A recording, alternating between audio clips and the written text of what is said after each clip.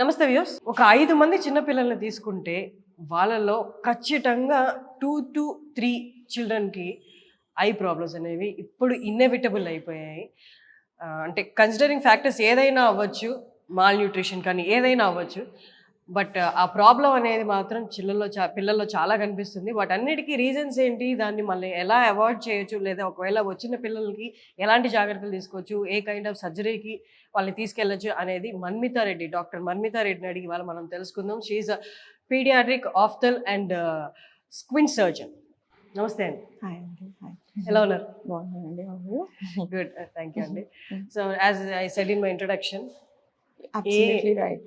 5 మంది పిల్లల్ని తీసుకున్నా 2-3కి మాత్రం కంటి సమస్యలు అనేవి అసలు ఇంకంటే కామన్ అయిపోయింది అనమాట. అలా అయిపోయింది. అంటే ఫ్యాక్టర్స్ మనం మాట్లాడుకుంటూ వెళ్తే చాలా ఉంటాయి. కానీ ఇవన్నీ మనం ముందుగా గ్రహించి వాళ్ళు చిన్న ఇన్ఫాంట్ గా ఉన్నప్పటి నుంచి జాగ్రత్తలు తీసుకోవచ్చు. అదొక్కసారి మీ మాటల్లో. So like I said many times చిన్న పిల్లలకి వాళ్ళకి ప్రాబ్లం ఉందని వాళ్ళు చెప్పరు.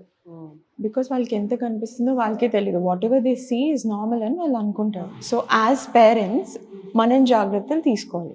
వాట్ అదే ఇప్పుడు normal kid, normal delivery, normal weight, normal kid అనుకోండి. బిఫోర్ గోయింగ్ టు స్కూల్ అంటే 3 years ముందు ఒక్కసారి జనరల్ చెకప్ చేయించడం మంచిది. లేదు రిస్క్ ఫ్యాక్టర్స్ ఉన్నాయి అంటే ట్విన్ బేబీస్లో అయినా ఒకళ్ళైనా, లో బర్త్ వెయిట్తో పుట్టినా, ఐసీయూలో పెట్టినా, ఐసీయూలో ఆక్సిజన్ థెరపీ ఏమైనా ఇచ్చున్నా కూడా వీళ్ళందరూ ఏంటంటే హై రిస్క్ అనమాట. సో ఇమీడియట్గా చెక్ చేయించుకోవాలన్నమాట. అదర్వైజ్ నార్మల్ కిడ్స్ అయితే 3 years school going age and every year general checkup is a must. కానీ ఫుడ్ విషయంలో ఇప్పుడు పెరిగిపోయిన కాలుష్యం వీటన్నిటి కన్సిడర్ చేసుకొని పిల్లలకి ఇది పర్ఫెక్ట్ ఫుడ్, కళ్ళకి ఇది తింటే కనీసం మనం ఒక 60-70% అయినా అవాయిడ్ చేయొచ్చు, ఇది సూపర్ ఫుడ్ అని చెప్పగలిగింది ఏదైనా ఒకటి ఉందా? సూపర్ ఫుడ్స్ అంటూ ఏం లేవండి. For any part of the body balanced diet తీసుకోవాలి. బట్ పర్టిక్యులర్గా ఐ కంటే vitamin A like everybody knows. So దానికి green leafy vegetables are very rich. So and anything that is coloured vegetables and fruits, carrots అందరికీ తెలిసిందే, which is very good for the eye. Non వెజ్కి వచ్చేటప్పటికి fish is very very good for the eye. But ఇవన్నీ తింటే నా దగ్గర కొంతమంది పిల్లలు వస్తారు, నేను అవన్నీ తింటున్నాను బట్ నాకెందుకు వచ్చింది, గ్లాసెస్ ఎందుకు వచ్చింది అని అంటారు. సో అది అవాయిడ్ చేయడానికి కాదు, it's to keep your eyes healthy. కానీ refractive errors, the need to use glasses అనేది ఇట్స్ డిఫరెంట్ అనమాట. దానికి వేరే ఫ్యాక్టర్స్ ఉంటాయి. ఇప్పుడు మన ఎస్పెషలీ పోస్ట్ కోవిడ్ తర్వాత excessive screen time, like online classes అయినా ఏదైనా అయి ఉండొచ్చు, స్క్రీన్ టైం ఎక్కువైపోయింది. సో దానివల్ల ఈ మైనస్ పవర్స్ పెరగడము, excessive need to use glasses వచ్చేసింది అనమాట. సో మీరు అన్నట్టు స్క్రీన్ టైం పెరిగిపోయింది అండ్ స్కూల్లో కూడా ఐప్యాడ్స్ అనేవి ఇవి కంపల్సరీ అయిపోయినాయి. స్కూల్లోనే వాళ్ళు విత్ బుక్స్ అది ప్రొవైడ్ చేసేస్తున్నారు.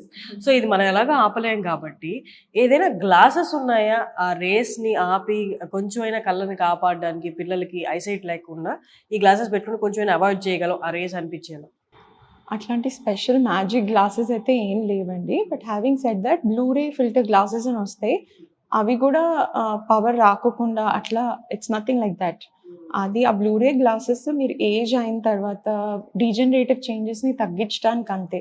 బట్ ఇప్పటికిప్పుడు పవర్ రాకుండా మ్యాజిక్ గ్లాసెస్ అయితే ఏం లేదు. You just have to restrict your screen time. మీకు ఎడ్యుకేషన్ పర్పస్ స్క్రీన్ టైం ఎక్కువైంది అంటే ఎంటర్టైన్మెంట్ స్క్రీన్ టైం కట్ చేయాలి, అంతే. అండ్ అవుట్డోర్ యాక్టివిటీస్ ఎంకరేజ్ చేయాలి యాజ్ పేరెంట్స్. అవుట్డోర్ ఇప్పుడు నాట్ జస్ట్ స్క్రీన్ అండి, if you're sitting inside a room everything is near, reading a book is near work, దగ్గర చూసి కూడా ఈ పవర్స్ అనేవి వస్తాయి అన్నమాట. So we have to encourage outdoor play. Outdoor ప్లేకి వెళ్ళినప్పుడు ఏంటంటే you have to look into the nature, you have to look at the distance, that is what it is made for కదా. So అట్లా చేస్తే ఈ power అనేది progress అవ్వకుండా కూడా ఉంది. There are many studies. And outdoor వెళ్తే sun exposure, so minimum every day 1/2 hour to 1 hour of sun exposure అందరు పిల్లలకు ఉంటే ఈ మైనస్ పవర్ కూడా ప్రోగ్రెషన్ అనేది more than 50%తో తగ్గుతుంది అనమాట. రాకుండా ఏం లేదు, బట్ వచ్చిన తర్వాత ఎక్కువ పెరగకుండా ఇవన్నీ అవుట్డోర్ ప్లే ఇవన్నీ అన్నమాట.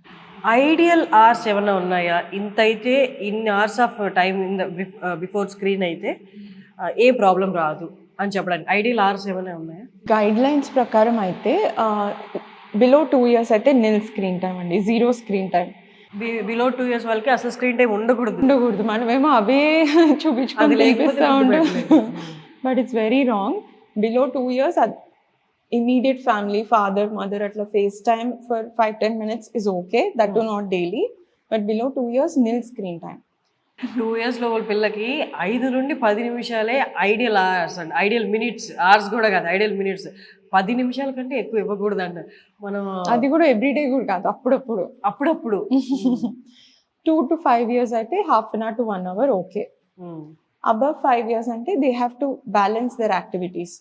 అంటే స్కూల్ యాక్టివిటీస్, డిన్నర్ టైమ్ అన్ని సెపరేట్గా చేసుకొని దాంట్లో పాటు యాజ్ అ పార్ట్గా స్క్రీన్ టైమ్ ఎంటర్టైన్మెంట్ పర్పస్ అంటే ఓకే. బట్ అదే పనిగా హాలిడే వచ్చిందని మార్నింగ్ నుంచి నైట్ వరకు స్క్రీన్ ఇస్ డెఫినెట్ నో. నాకు చిన్నప్పుడు నాకు గుర్తుండి ఒక మాట చెప్పేవాళ్ళు, ఎక్కువ గ్రీనరీని చూస్తుంటే ఐకి మంచిది, అందుకోసమే పార్క్స్కి పంపించేవాళ్ళు, పార్కులకి వెళ్ళేవాళ్ళు లేదా గ్రౌండ్కి వెళ్ళేవాళ్ళు అలాగా. బట్ ఇప్పుడు ఆ లైన్ నేను ఎక్కడా వినట్లేదు. దట్ ఈస్ వాట్ ఇప్పుడు చెప్పేది అదే. అవుట్డోర్ ప్లే ఎంకరేజ్ చేయండి అంటే అదే, బయటికి తీసుకెళ్ళండి, parks what ever, make them look at a distance. ఊరికే నియర్ కాకుండా దూరం చూస్తే దూరపు వస్తువుల్ని, గ్రీనరీని, గ్రీనరీని, నేచర్ని, what ever is around you చూస్తే, రూమ్ బయటికి వెళ్ళి, ఇంటి బయటికి వెళ్ళి ఎంజాయ్ చేస్తే your eyes will be relaxed. And బేసిక్గా మైనస్ పవర్ గ్లాసెస్ ఎందుకు వస్తాయంటే, ఇప్పుడు జస్ట్ లైక్ మనం హైట్ గ్రో అయినట్టే మన ఐబాల్కి కూడా ఒక పర్టిక్యులర్ లెంత్ అనేది ఉంటుందన్నమాట. సో ఆ లెంత్కి మించి పెరిగింది అనుకోండి, your power starts, minus power ఉంటుంది. సో అది ఎందుకు పెరుగుతుంది? ఈ నియర్ వల్ల వచ్చే రేజ్, ఈ స్క్రీన్ వల్ల వచ్చే రేజ్ అంతా it's directly proportional to the length of the eyeball. అట్లా పెంచుతూనే ఉంటుంది. అఫ్ కోర్స్ జెనెటిక్గా వచ్చింది, లేకపోతే విత్ గ్రోత్ నార్మల్గా పెరిగిందంటే we can't do anything. But ఇదైతే we can avoid. This is there in our hands. Avoiding screen time is a must అనమాట. And జెనెటిక్గా వచ్చే ప్రాబ్లమ్స్ చిన్నపిల్లల్లో పాపం ఇంతలా గ్లాసెస్ ఉంటాయన్నమాట. వాళ్ళని చూస్తేనే పాపం అయ్యో పాపం అనిపిస్తుంది. వాళ్ళేమో ఇంతే ఉంటారు, వాళ్ళ గ్లాసెస్ ఇంత ఉంటాయి. పాపం వాళ్ళకి సర్జరీ అనేది ఇంకా కంపల్సరీ అండి. గ్లాసెస్కి సర్జరీ అయితే చిన్నపిల్లలు చేయకూడదండి. ఆఫ్టర్ 18, ఆఫ్టర్ 21 ఈ refractive surgeries, LASIK, PRK, ICL what ever ఇవన్నీ చేసుకోవచ్చు. బట్ చిన్నపిల్లలకి గ్లాసెస్ తీసేసే సర్జరీస్ అయితే ఇప్పుడు వరకు లేవు, చేయకూడదు కూడా. 18 years వరకు గ్లాసెస్ అనేవి కంపల్సరీ. 18 years వరకు ఏం చేసినా కూడా గ్లాసెస్ అనేది 100% పెట్టుకోవాల్సిందే. It's not just because power తీసేయటం అని కాదు, పవర్ పెట్టుకోకపోతే there is something called lazy eye, అంటే ఆంబ్లయోపియా. అంటే ఇప్పుడు బాబు పాప వాటెవర్ 6-7 years వచ్చినాయి, తనకి పవర్ ఉంది, మనం చూపించలేదు, హాస్పిటల్కి తీసుకెళ్ళలేదు, ఇప్పుడు వచ్చారు, కానీ ఇప్పుడు -3, -4 అట్లా వచ్చింది పవర్. అది లేట్ అయింది, మనం గ్లాసెస్ ఇవ్వడం వాళ్ళకి లేట్ అయింది. సో ఈ లేట్ వల్ల ఏంటంటే వాళ్ళ ఐ లేజినెస్లోకి వెళ్ళిపోతుంది. ఓహో మనకి ఇంతే కనిపిస్తుంది అని బ్రెయిన్ అడాప్ట్ చేసేసుకుంటుంది. సో దట్ ఈస్ లేజినెస్ అనమాట. మనం గ్లాసెస్ ఇచ్చినా కూడా లాస్ట్ లైన్ వరకు చదవలేరు. That is called lazy eye. So దానికి మళ్ళీ మనం ప్యాచింగ్ ఎక్సర్సైజెస్ అని, విజన్ థెరపీస్ అని, there are many treatments for that. So అక్కడి వరకు వెళ్ళకుండా రెగ్యులర్గా మనమే చెకప్స్కి వెళ్తే బెటర్ అనమాట. And colour blindness in children, పిల్లల్లో కలర్ బ్లైండ్నెస్ అనేది ఎలా కనుక్కోవాలి? వాళ్ళకి ఎక్స్ప్రెస్ చేసేంత తెలియదు కదా, అలాంటప్పుడు మనం ఎలా కనుక్కోవాలి? బిలో 5 years, 5-6 years ఉన్న పిల్లలు. Colour blindness is relatively not that common అండి. వేరే ప్రాబ్లమ్స్తో కంపేర్ చేస్తే ఇట్స్ నాట్ దట్ కామన్. కానీ జనరల్ చెకప్కి వచ్చినప్పుడు దిస్ ఇస్ ఆల్సో కలర్ బ్లైండ్నెస్కి ఇషిహారా చార్ట్స్ అని ఉంటాయి అన్నమాట. సో దాన్ని కూడా మనం ఎంత ఉంది, కరెక్టే ఉందా అనేది మనం చెక్ చేస్తాం.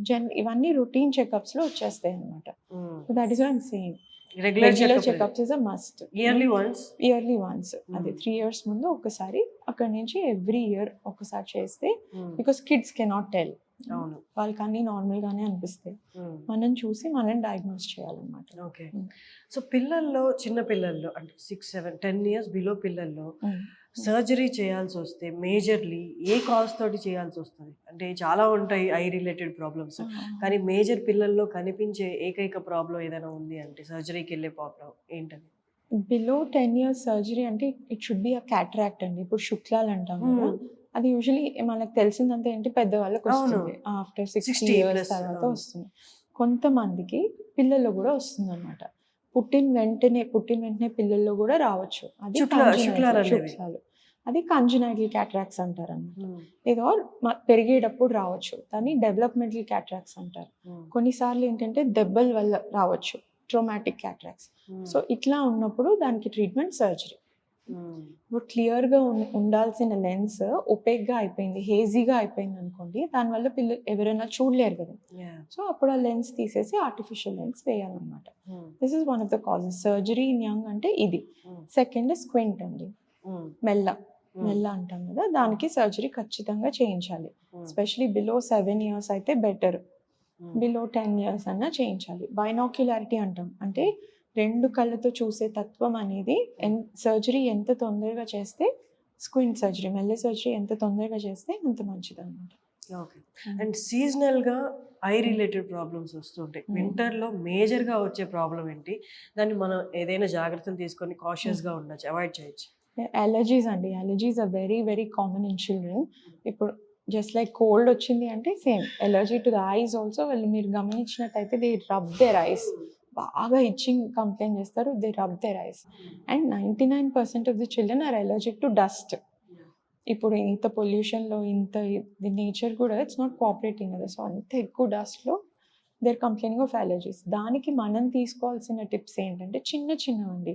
If you know that your kid is allergic, already allergy problem ఉంది అనుకుంటే చిన్నవి, ఇప్పుడు స్కూల్కి వెళ్తారు, బస్లో అన్నా బైక్లో వెళ్తే helmet, you have to cover your eyes, helmet పెట్టుకోండి. లేదు బస్లో వ్యాన్లో వెళ్తున్నారంటే don't make them sit towards the window seat, సెంటర్లో కూర్చోబెట్టండి. అండ్ బయటికి పంపిస్తే ఆల్వేస్ 100% వెదర్ యూ హ్యావ్ ఈ పవర్ ఉన్న గ్లాసెస్ ఉన్నా లేకపోయినా ప్రొటెక్టివ్ గ్లాసెస్ అన్నా వేసి పంపించండి. అండ్ బెటర్ టు అవాయిడ్ ఎక్కువ డస్టీ ప్లేసెస్, శాండ్లోకి మడ్లోకి అవాయిడ్ చేయడం బెటర్.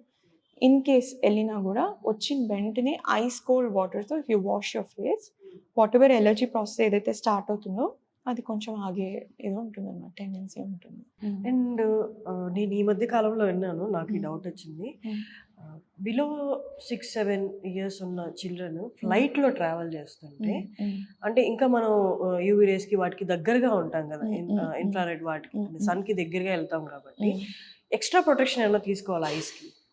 ఏం లేదండి, లైక్ మాస్క్ ఏమైనా పెట్టుకోవడం. Mask protection is always there, because dry అవుతాయి అనమాట ఐస్ అనేవి. ఇప్పుడు లూబ్రికేటింగ్ మన ఐ పైన టియర్ ఫిలిం లాంటిది ఉంటుంది.